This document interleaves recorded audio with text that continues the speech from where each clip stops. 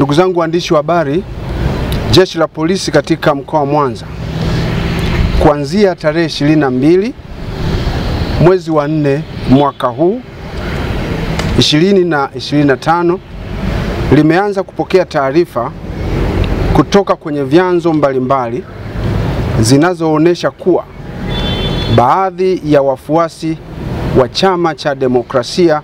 na Maendeleo yani Chadema katika mkoa wa Mwanza wanapanga kukutana na kufanya mikusanyiko isiyokuwa halali kwa lengo la kushinikiza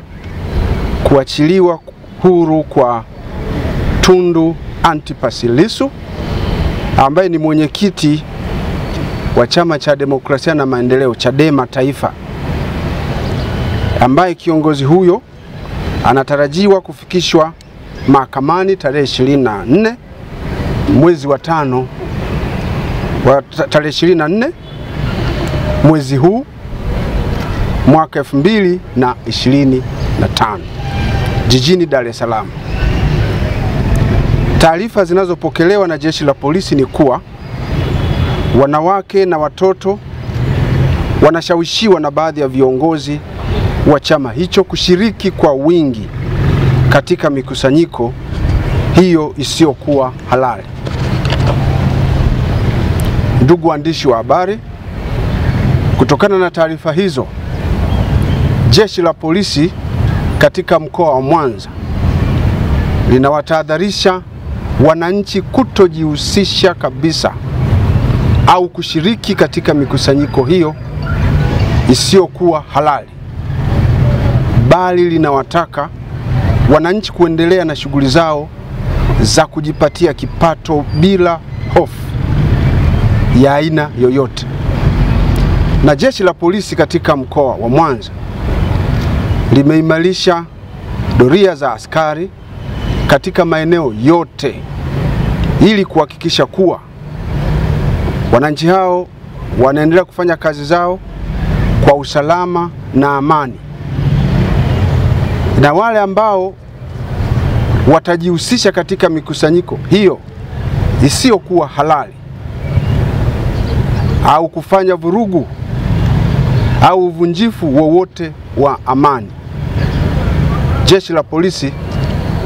halitasita kuchukua hatua kali za kisheria kama hatua mojawapo muhimu ya kulinda amani na usalama wa wananchi wa mkoa wa Mwanza. Pia Jeshi la Polisi katika mkoa wa Mwanza linachukua nafasi hii kuwakumbusha wananchi wote wa mkoa huu kutoa taarifa za mikusanyiko hiyo isiyokuwa halali au uvunjifu wowote wa amani mara moja utakaojitokeza katika maeneo wanayoishi, ili hatua stahiki za kisheria ziweze kuchukuliwa mara moja na Jeshi la Polisi katika mkoa wa Mwanza. Ndugu waandishi wa habari, hiyo ndio taarifa fupi ambayo nilipenda iwafikie wananchi wote wa mkoa wa Mwanza. Hali ya mkoa imeendelea kuwa shwari. Kila mwananchi anao wajibu wa kutunza amani, usalama wa mkoa huu ili shughuli zao waendelee kuzifanya katika hali ya utulivu, usalama na amani.